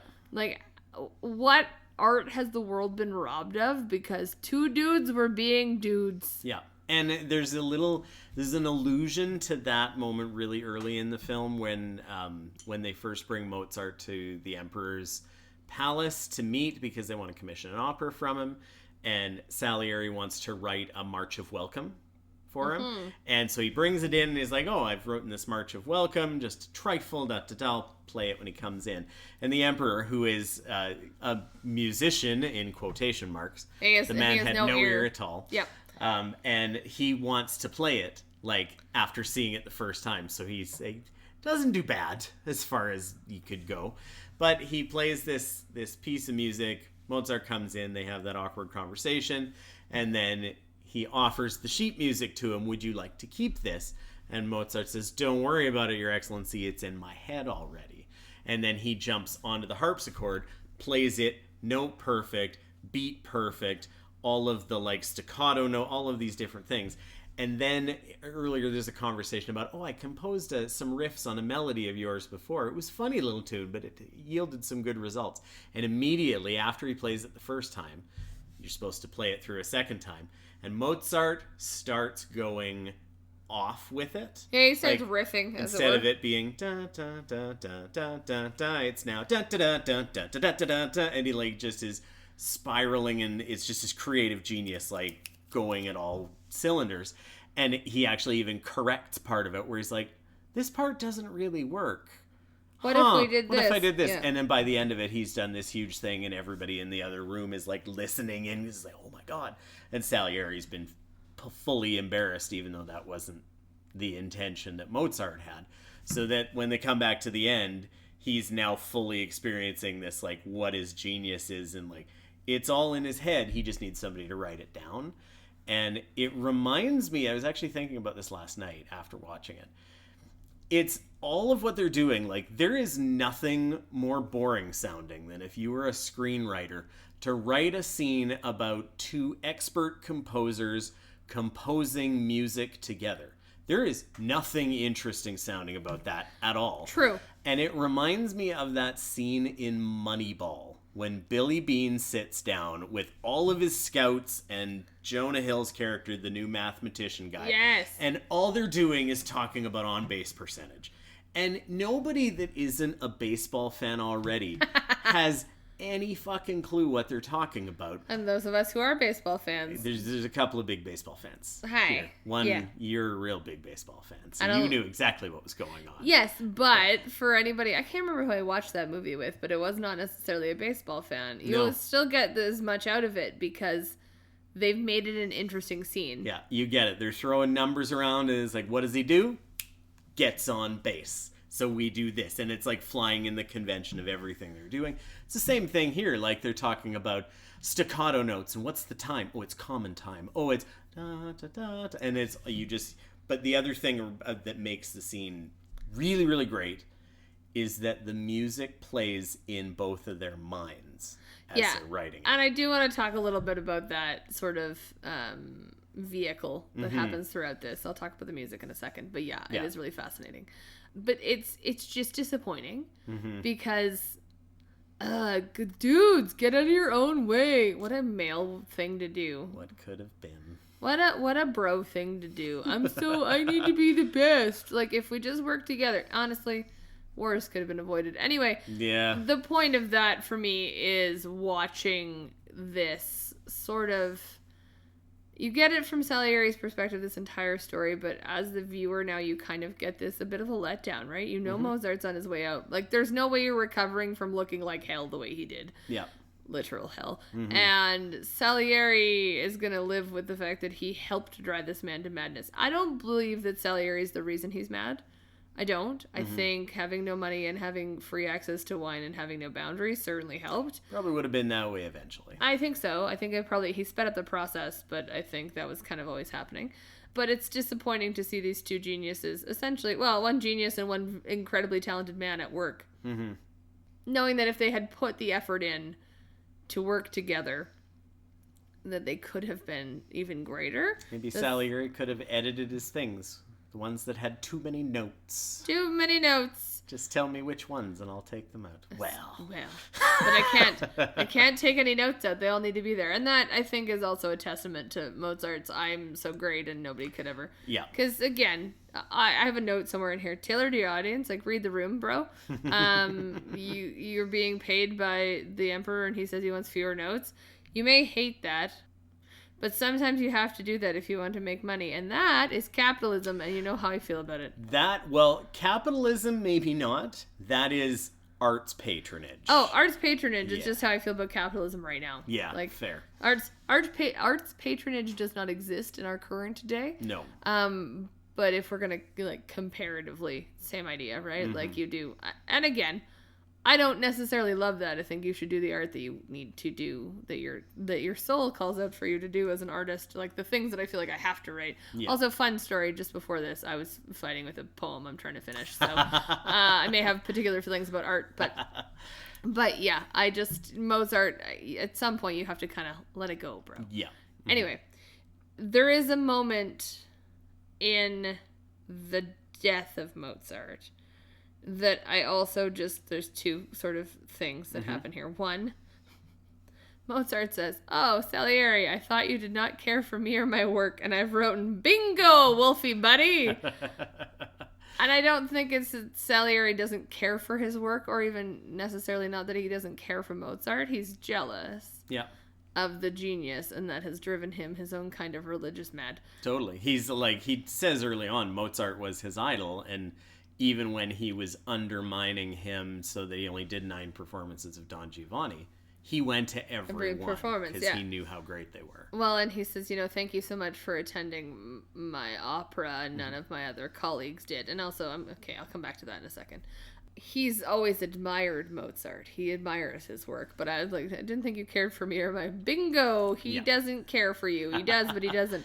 But ultimately, Mozart doesn't finish this. So he says, let's just rest a bit. And Salieri's like, well, absolutely not. We have to fucking finish this. He knows time's running short. As this is happening, Mrs. Mozart, Frau Mozart, Stanzi is on her way back. She comes back with the son, finds Salieri there, and I guess perhaps this gives better indication as to why she's so unhappy about him being there, having put that director's cut piece in. Fair, yeah. She doesn't trust him, but I think at that point she probably doesn't trust anybody. Yeah. And rightfully so. And so she wants him to leave.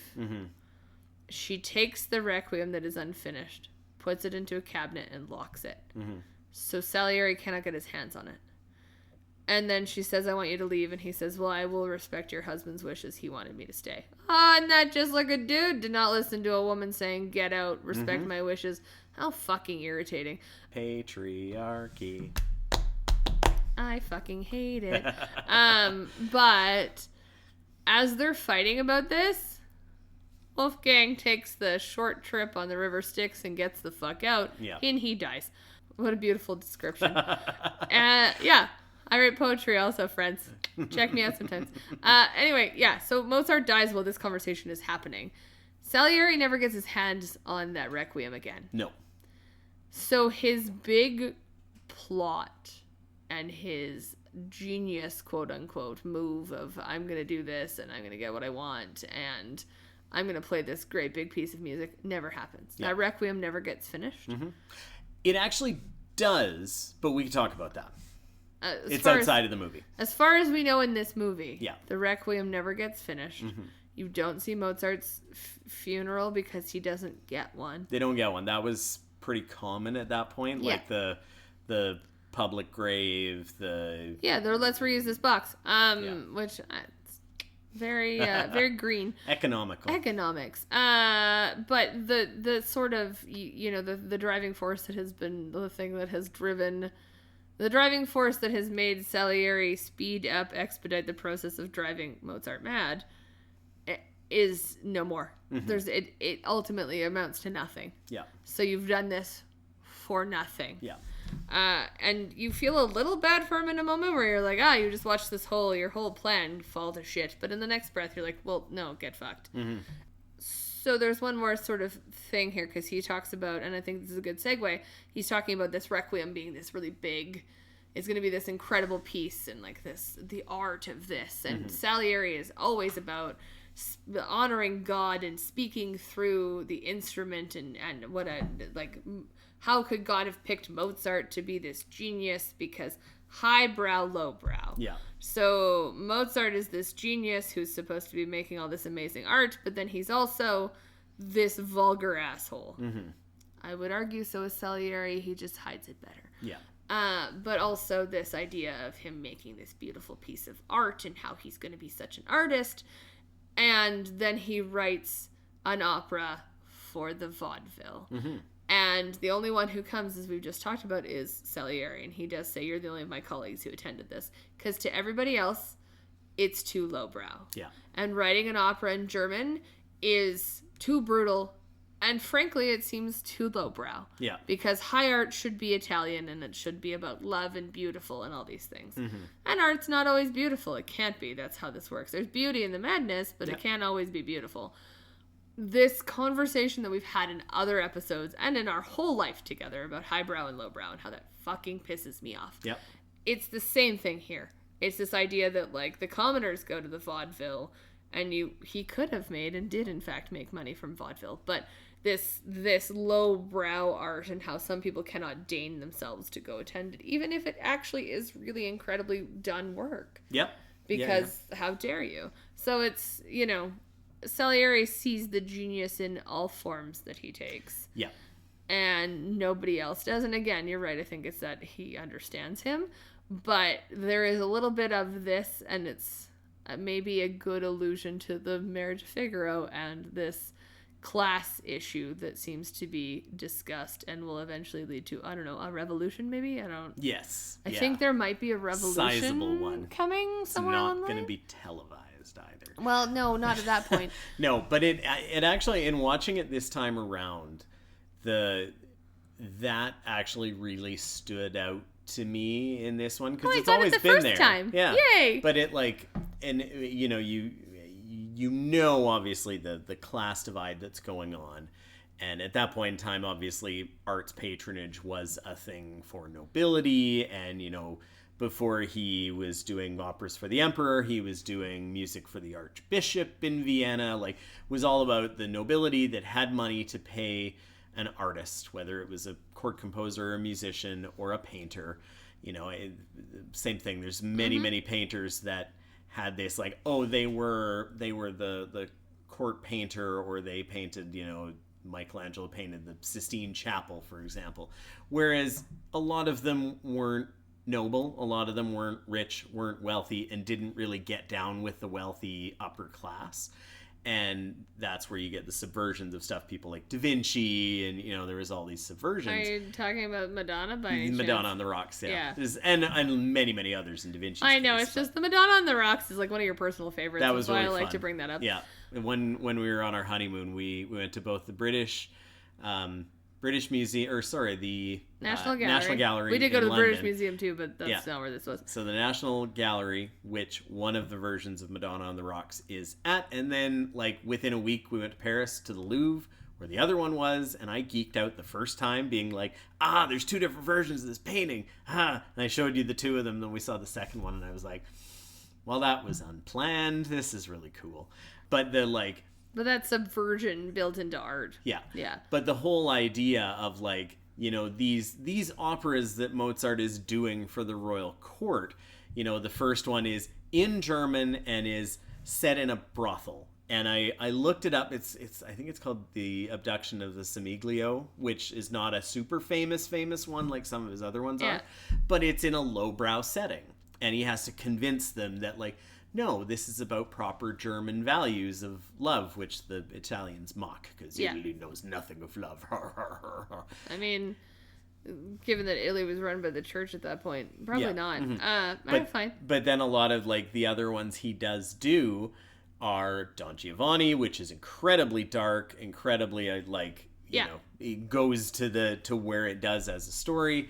And then the Requiem Mass, obviously, that kind of comes afterwards, an incredibly dark thing. He's working against the typical what you would see in royal opera. And then, the Magic Flute is much more of a lighter there's a story. horse. And that's a different one. That was that's the mocking one. The vaudeville of all of his things in I there. just promised the horse would come back. Yeah.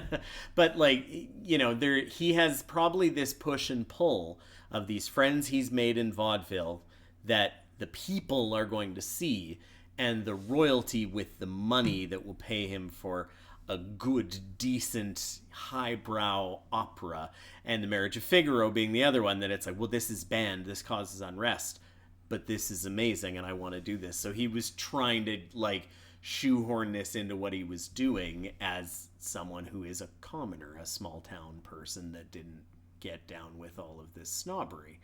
And that's kind of the real story of Mozart, is even once he passed away, people loved his lower level stuff, his piano concertos and all these other small things he would perform around town for no money. And after he died, he became an even bigger figure. He's kind of the original 27 Club person, even though he died when he was 35. But it's I'm very talented and I die very young, and now I am even more legendary, which happened with a lot of other modern musicians, certainly. But is that why you mentioned 27 when you're talking about or when you're talking about conspiracy? No, actually, that was so. If somebody has a conspiracy about it, and I've mentioned it twice, everybody take a drink, I guess. It's literally what I thought was the 27 Club. Yeah. The day I turned 28, I was like, woo, I made it out of the 27 Club. As though there was ever, my genius was going to be the thing that did me in. But an apt commentary on art. Mm-hmm. And I think although this is a movie written 41 years ago, or recorded, filmed 41 years ago, and set much, much further back than that, there's still relevance here. Yep. Things like religion, obviously, in the way that it can get mismanaged and played out into things like wars, and just the way that we use that right now to sort of pick and choose and form policy, but also the idea that art is resistance. And I have a ton of artist friends in my life, visual artists, theater artists, poets, writers, musicians, who ascribe to that sort of ideal that art can be resistance and should be resistance in whatever sort of form that takes. And some of it's outwardly political. See earlier poem I was talking about. And some of it is quieter sort of resistance in the comfort of your own home sort of thing. But that we still need to have that is important. So, I love when you can take lessons and bring them into the day. The real Mozarts we killed were the friends we made along the way. Our favorite line. The last of the things I wanted to talk about, and I know I've been predominantly just meandering about here. You're welcome. That's how this podcast rolls. Is the music. Yes. And it's funny that it's taken me till the end of my meandering to talk about the music. But I don't think you need to address it in the sense of like, oh, they wrote... Because you kind of know Mozart's music, right? You just... From existing in the world, most of us know bits and parts. Yep. Whether you know the name of it or not, you know the bits melodies. And parts, yeah. The way the music is used in this movie as background and how it plays is very interesting. Yeah. It's incredibly well done. Because, as you pointed out, when it's Mozart's death, and there's this sort of, you can hear it playing in both of their heads, that happens throughout the movie. Yep. The most notable instance of that for me is when Salieri is rooting through or flipping through the work that Stanzi has brought him. Yes. And you can hear it in his head because he's reading it and watching it play out. And you can see it in other parts of the movie, like early on when he sees it, when Mozart's left his stuff there because he's played it and now he's gone and flipped his ass at the Archbishop and all sorts of other things. Literally showing your ass. But you can see how his mind's working, but you really... And I think that alludes to Salieri's genius in a way, too. Because not everybody can read music and hear it in their head. Yes. But the way the movie does it to kind of, I think, put those two things together is he flips through and goes, these are all originals. There's no corrections or anything on here. And she said, no, he never makes a copy, which, as we've already said more than once, bad move. But you can hear the music changing as he flips the pages. Yeah. And as he's changing it and flipping the pages, and then he's so lost in it that Stanzi says something and he jumps. Yeah. And the music abruptly cuts off because he's dropped all the sheet music. Yeah. And at varying points through the movie, when someone's reading sheet music, specifically Salieri, but others, you can, and Mozart, I guess really just those two, but you can hear the music playing as they're dealing with the music. And it's just really, really cool, the use of the music in a way that you have to pay attention to pick up, but also isn't the expected, and now they sit down and play the music. Yeah. Right? For a movie that is about a composer as famous as Wolfgang Amadeus Mozart, it's not used in the obvious way. No. And they don't really do a lot of, like, motifs of the, like, it's we're going to do this same Mozart piece, and every time... The only time they really have that is when there's shots of his father, or when his father appears, or Salieri with his dad's mask. And it's not a piece of music. It's like the same note, like it's orchestra hit. Yeah. And it's not a Mozart piece. And I think they were very careful about not having the same piece of music twice. The only time you ever have any overlap is during that vaudeville show where there's just snips. They're doing like the shut up and play the hits medley. I was like, the greatest hits medley, yeah. And the one actor on stage like tells him to shut up, I'm sick of that song already. And it's like they're mocking it at that point. But it's they don't ever have anything that repeats. The only time they have anything that's close to that is that ending scene when Salieri's transcribing the music, and you hear the violin and the drum and the this. And then when Mozart reads it all back, then it's all playing at the same time in his head. And it's very clever. It's so well done. It is almost a plot device in and of itself. Yeah. Which I really appreciated because it would have been easy to go the obvious route. Yes. And in a time where we have an awful glut of music biopics where do you not love music biopics, Matt? Should we have this be the Matt rants about current media segment of this podcast? No, but like if anybody has ever seen the comedy Walk Hard, the John C. Reilly movie, basically most movies that are music biopics since are literally that movie, where it's just the moment where somebody's plucking away on a guitar and I just stumble across the riff for this song, and every other musician just jumps in, and oh, look, it's We Will Rock You. Thanks, Bohemian Rhapsody. I just love that a lot of people watched Walk Hard and didn't realize it was a parody. Maybe I don't know.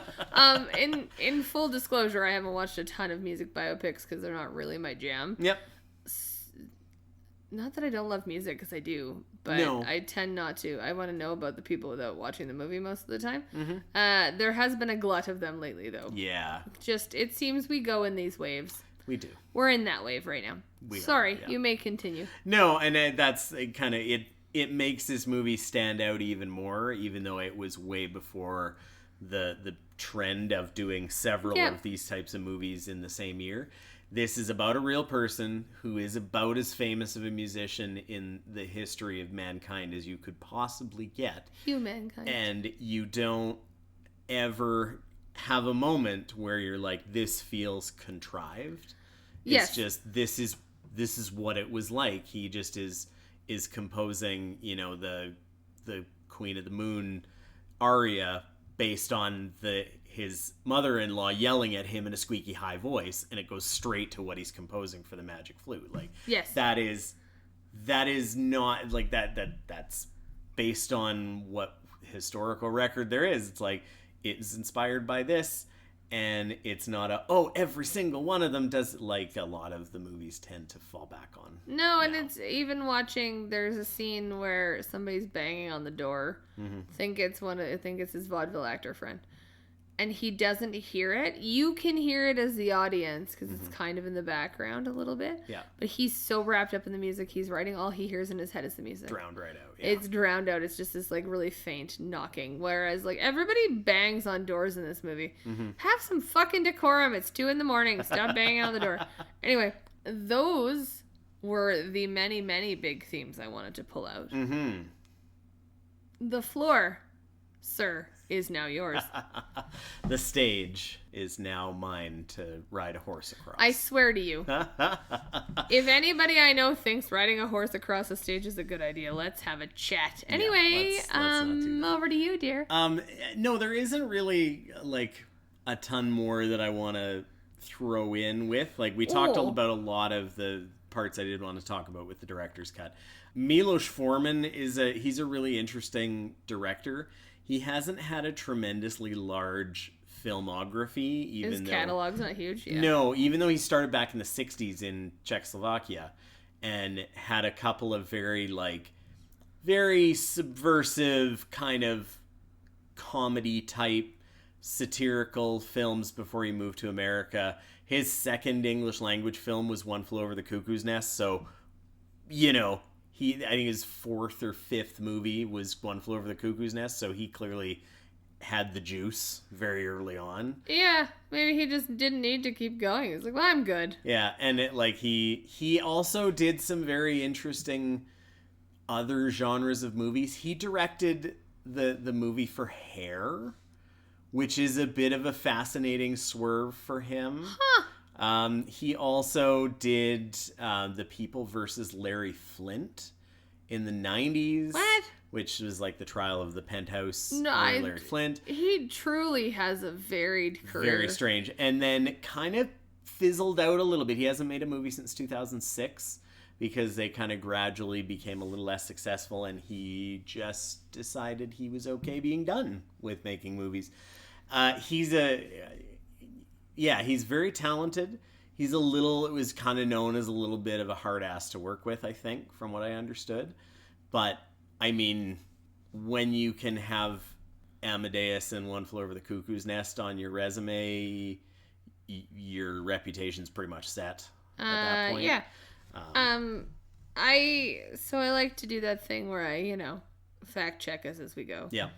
You do know Milos has passed, correct? Yes. Okay. Yeah. Just making sure, because we have a history of accidentally unaliving or opposite actors and directors in this podcast. I actually just wanted to see how he would identify. So it was Czech. I wasn't sure if he would go Czech or Slovakian. Yeah. He identified the Wikipedia identifies him as a Czech American. He was very much one of the directors that was kind of in the forefront of what was known as the Czech New Wave. That makes sense, yeah. Cinematic history. Very cool. And he got out because of what he was doing in movies like Loves of a Blonde and The Fireman's Ball were pretty subversive, pretty on the nose, very satirical. Satire is a very funny word with this because very famously, when I watched this movie for the first time in my own personal history, I watched it in high school for the first time. And when I mentioned to my mom and dad that I watched Amadeus, and I asked if they'd ever seen it, because I was born a couple of years afterwards, my dad had a visceral reaction. He does not like this movie. I'm not surprised at all. Even a little bit. No, and he talks about how he doesn't like satire. And I don't think Amadeus is at all a satire. But knowing the character of Amadeus, he would he would not have been able to deal with Mozart. No, if I found Mozart annoying, I can, like, knowing your dad and loving your dad as much as I do, there's not a chance he would have sat through that without wanting to set the man on fire. Yeah. The other person that we need to bring up, that we've alluded to his character, but not him, is Jeffrey Jones. The man who plays Emperor Joseph II. Yeah, I was going to leave that one for you because you clearly love him so very much. And he's great, but... He is, like, single-handedly doing the work of someone that he's, like, on a different planet from the rest of this movie. Which makes sense, being that he's the emperor and he is above everyone in the nobility in this country. And probably was on his own planet in his head, too. But Jeffrey Jones is this wonderful character actor who had a lot of big roles in the 80s. He very famously is the principal in Ferris Bueller's Day Off, which is probably where most people know him from. So funny to me that he's got that role in this role. Yeah. And he has these little affectations that he puts into his character. And it was in the intro for me, where he's asking people what they think of something. And as he's evaluating in his head, very quietly just goes, mm-hmm. Mm. Well, what about you? Listen to this point. Mm-hmm. And then after everybody gives their opinion or some decision is made or he decides to do a thing or somebody does something that's weird to break the tension, his other affectation is, well, there it is. And just, like, lets it be and just like, well, somebody fell over. Oh, there it is. Moving on. I really appreciate his ability to do that without having to fill the space afterwards. Yeah.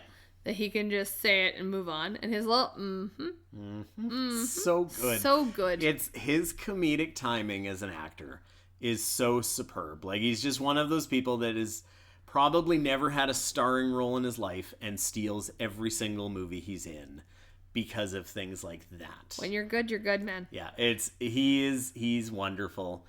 It just, like, it's little things like that. There's a lot of little things in this movie, like lots of people that have these little moments, whether it's dramatic, whether it's comedic, whether it's like the stage stuff, the vaudeville actors having these little moments. Like, there's so many of these great little moments that just make this movie really stand out from a lot of other movies that are kind of similar to it.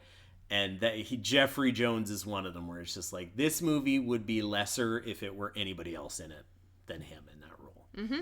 Yeah. Mm-hmm. Mm-hmm. Mm-hmm.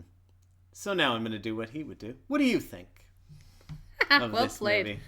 Well, I think the director's cut was like a half an hour too long. Yep. As I said to you last night while I was stomping about the kitchen, not actually stomping, neighbors, if you're listening, but while I was, after we finished watching the movie and I was gathering my thoughts and probably my drinks for the evening, no movie needs to be 3 hours long. If you can't say what you need to say in like 2.5 hours, GTFO. So the director's cut, I don't think added anything based on the conversation I've had with you today and what I was reading. I don't know that it needed to be that long. So yeah, I agree. If I'm recommending a version of this movie, don't watch the director's cut. Yeah. Let's go with that. It doesn't add anything. Yeah, you're not missing out if you don't watch it. Yeah. Except naked tits, I guess, if that's a thing. A lot of other movies you can see those. Go watch Titanic. Speaking of long movies. However, I did really enjoy it. I think the acting is superb. The costumes, the makeup, the hair are bar none. The use of the music as a plot device and sort of its own character is really fascinating to me. And there's a lot of really good themes. Yes.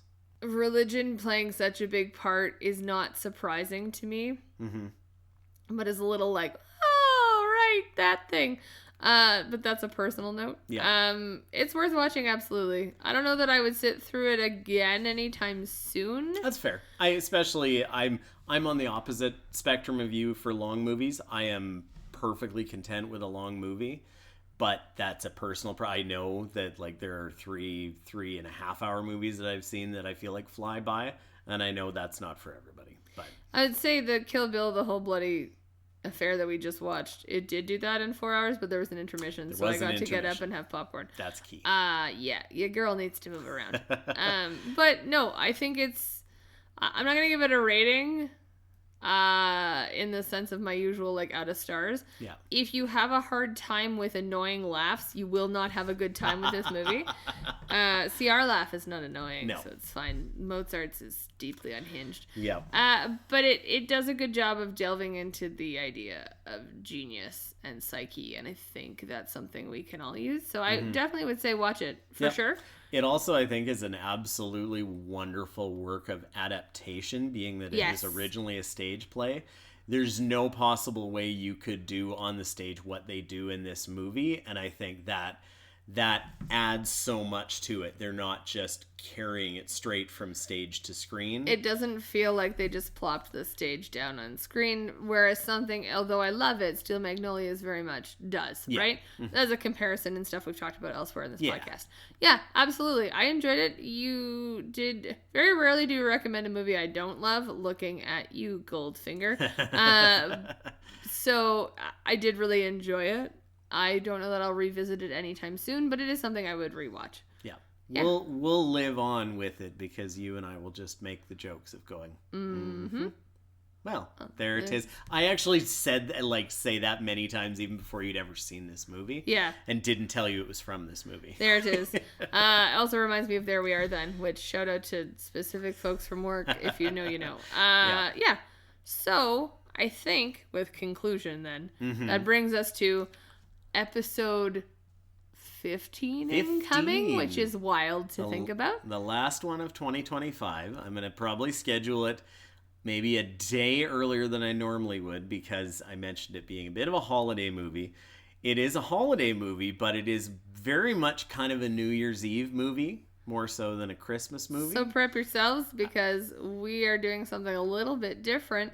Seems to be on the 5s and 10s. Maybe, yeah. So for episode 15, we are going to have not one, but 2 guests. Yeah, our friends Kim and Jason are going to be coming on the podcast, and we're watching a movie that you and I love. And we can't believe they haven't seen The Apartment by Billy Wilder. So should be a good way to kick off the end of this year. And round ourselves into 2026. Yeah. But as we prep for that, I did just want to say thank you to everybody for listening. It's been a little bit wild to us that we've made it this far on just a whim, a prayer, and a, hey, we should do this. We have a pretty consistent listener base, even if it's not huge. And that means a lot to us. So thanks, everybody. Yeah. You can find us on Instagram at I Can't Believe You Haven't Seen.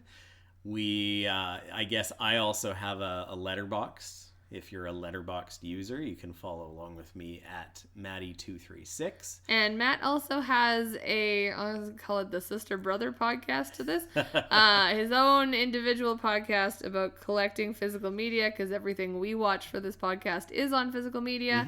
And you can find that at Cinema on a Shelf. Yes, and until we get to the next episode, thanks everyone. Hope you're having a great holidays so far, and we'll see you once more before the end of it. Thanks for listening. Take care.